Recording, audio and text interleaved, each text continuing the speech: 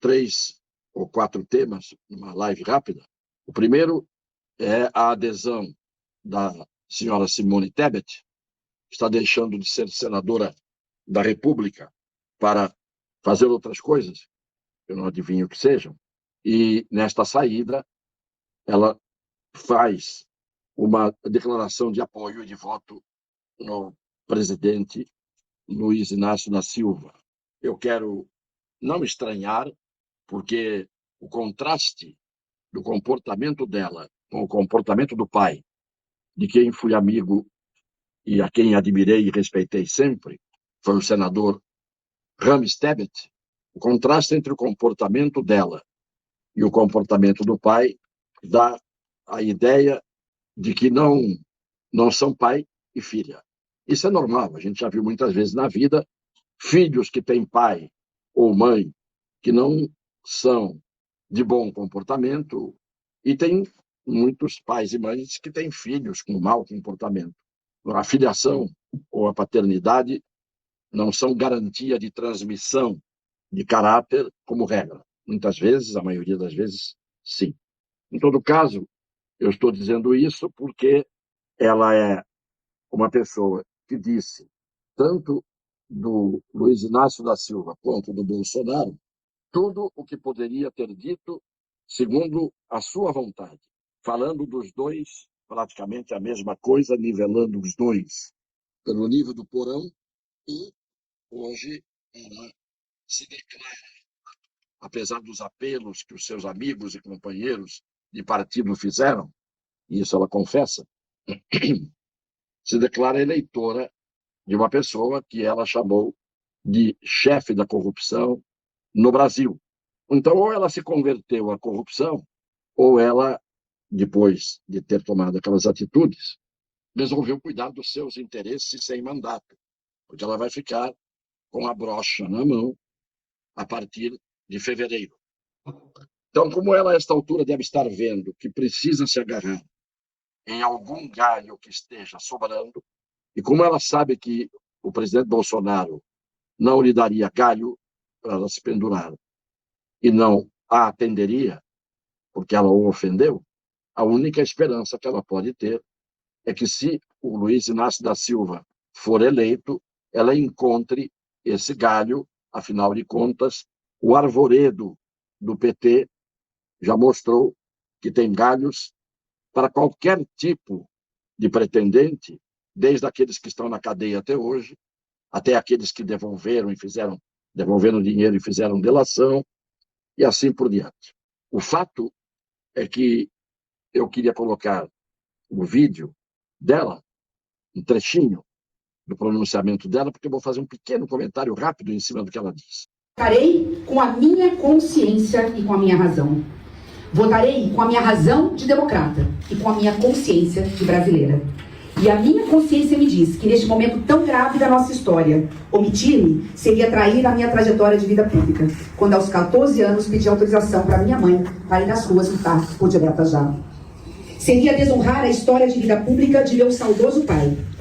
Ela disse: votarei com a minha consciência e com a minha razão.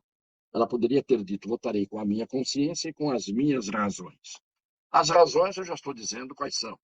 São o fato de ela perder o mandato, ficar sem eira nem beira, e, portanto, está preparando o terreno para ver onde poderá ser acolhida nesse período de uma quarentena de, no mínimo, 4 anos. Mas quando ela diz que vota com a sua consciência, eu tenho a impressão que, no caso dela, se houver um lugar em que a consciência nas pessoas fica, a gente sempre acha que é no cérebro. No caso dela, eu tenho a impressão que a consciência dela fica nos intestinos. Lamento ter que dizer isso, mas é o comportamento e as atitudes, são o comportamento e as atitudes que ela tem e teve, que mostram que ela não é uma pessoa que tem uma retidão e uma coerência que se esperaria de uma senadora da República. O segundo assunto é o apoio que o senhor Fernando Henrique Cardoso resolveu dar, dizendo que votará no Lula. O que ninguém sabe é que o Fernando Henrique Cardoso não é o que ele pareceu ser sempre. Eu pergunto para o senhor Fernando Henrique Cardoso por que ele me chamou para conversar na antevéspera da votação da emenda da reeleição. Eu era líder da bancada do PTB. Por que ele me chamou na antevéspera da votação no Palácio do Planalto? E por que dos 24, 14 eram contra a emenda da reeleição? E no dia esses 14, 2 dias depois de ele me chamar lá, esses 14 mudaram de opinião. E por que no final da conversa ele pôs o dedo assim e disse para mim: você não vai se reeleger? Eu disse: por quê? Ele falou: porque eu não vou deixar. E por que a votação teve um único voto contra, que foi o meu? E ao anunciar a votação de como a bancada votaria, eu renunciei à liderança da bancada e anunciei isso pelo microfone. Por que o senhor Fernando Henrique me chamou e para quê? Para que você me chamou lá? Fernando, você me pôs no seu livro dizendo que eu atrapalhava as votações da Comissão de Justiça, quando, na verdade, eu impedia projetos de lei inconstitucionais e injurídicos de irem para frente. Mas eu quero que você, num gesto de caráter, se você tiver, diga por que você me chamou lá na antevéspera da votação da emenda da reeleição. E paro por aqui para não dizer mais coisas. Então, eu aqui mostrei só um pálido, um esboço do perfil do senhor Fernando Henrique Cardoso. Eu também acho que não merece mais do que esse trecho de comentário, embora, repito, eu tenha respeito pela sua idade, que não é muito maior do que a minha. Finalmente, eu queria falar do que vem no próximo vídeo. Conversas reservadas, ministros afirmam que o ideal no momento é o ministro Alexandre de Moraes, principal algoz de Bolsonaro no STF. Eu li bem isso? Vou repetir.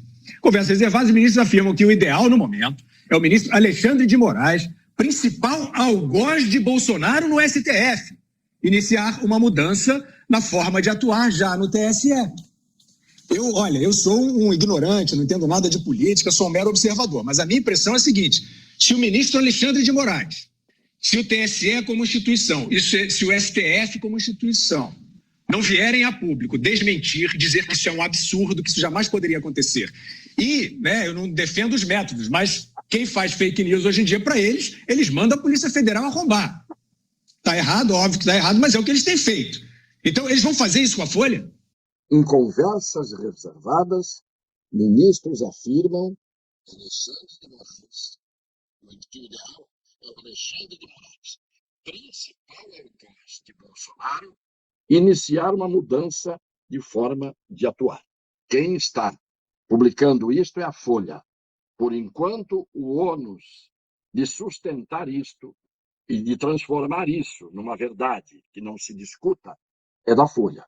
Ela não dá nome de ministros, ela fala que o Alexandre de Moraes é o principal algoz, portanto, há outros do Bolsonaro, e que ele deve iniciar uma mudança na forma de atuar. O que querem dizer com isso, se é que disseram? Ele tem que ser mais duro, porque o Luiz Inácio vai ser eleito, e aí eles vão endurecer ainda mais no descumprimento da Constituição e das leis? Ou eles estão dizendo o contrário: baixa a bola, inicia uma mudança na forma de atuar, porque se ganha o presidente a reeleição, com esse Senado e com esses parlamentos cuja composição mudou de espectro de cor, pode ser que haja impeachment de ministro do Supremo? Eu não sei, eu não vou interpretar nada. Ou a Folha confirma isso, ou o Alexandre de Moraes tem que fazer com a Folha o prendo e arrebento, como fez com outros que fizeram fake news. E essa fake news tem uma gravidade muito maior do que tantas outras nanicas, pequenininhas, cujos autores levaram bordoada do ponto de vista do descumprimento da lei e sofreram injustiças aplicadas pela corte de aspas, justiça. E vamos verificar se haverá mudança de atuação por parte do senhor Alexandre de Moraes. Finalmente, o IPEC, aquele o Instituto de Pecados, IPEC, Instituto de Pecados Mortais Cometidos no primeiro turno das eleições, com um erro acachapante de números exorbitantes nesses erros, a Globo, assintosamente, descaradamente, já contratou esse mesmo IPEC com todos os erros cometidos. Em 27 estados, ela errou em 26. Errou para governador, feio. Errou para senador, feio. E a Globo vai, com aquela segurança, autoconfiança que ela tem, de mandar e desmandar em cima de tanta gente poderosa, entre aspas, no Brasil, porque ela é mais, já contratou o IPEC novamente. E o IPEC, hoje é quarta-feira, a eleição foi no domingo, já trouxe números: 51 para o Luiz Inácio da Silva e 37 para o presidente da República. Então, esta atitude da Globo parece ser o jogo do desespero. Quer dizer, ou vai ou racha. Ou seguimos do mesmo jeito para ver se entortamos o resultado mais uma vez, ou estamos perdidos. Porque você contratar um instituto que está para sofrer CPI, as assinaturas suficientes já foram colhidas hoje, que pode sofrer investigação da Polícia Federal ou mesmo da Câmara dos Deputados, porque o senhor Arthur Lira já está se movimentando nesse sentido, presidente da Câmara. E a Globo vai e contrata esta mesma empresa, que, no mínimo, se não fosse desonesta, seria ineficiente, para que ela erre outra vez. Então, na hora em que a Globo resolve contratar os fraudadores, ela confessa que estava por trás da fraude do primeiro turno e está querendo confirmar a fraude no segundo turno. Eu estou com um raciocínio meramente lógico. Mas como nós somos um país em que a disfarçatez está em todos os níveis, e eu venho dizendo isso em todas as minhas lives, a disfarçatez está em todos os níveis, em todos os setores da atividade, em todas as instâncias, a gente chega à conclusão que a Globo, pensando que quis mostrar que era isenta e não tinha culpa do cartório, ao contratar o mesmo, ela confessa, pela pressa e pelo assodamento, em demonstrar que ela não tem o que temer, ela confessa que estava realmente desmoralizada, está desmoralizada e muito assustada. Aí ela quer dizer, não, eu tanto estava de boa fé e tanto o erro não foi intencional que eu contratei o mesmo instituto. Como o erro foi absurdo e, portanto, foi intencional, tem que se tomar não o que ela diria, como eu falei agora, tem que se tomar o que ela está sentindo e pensando. Erramos intencionalmente e quase deu certo. Temos que insistir com a mesma tática de manter a mesma empresa para tentar induzir do mesmo jeito em erro as pessoas que caíram na fraude dessas pesquisas.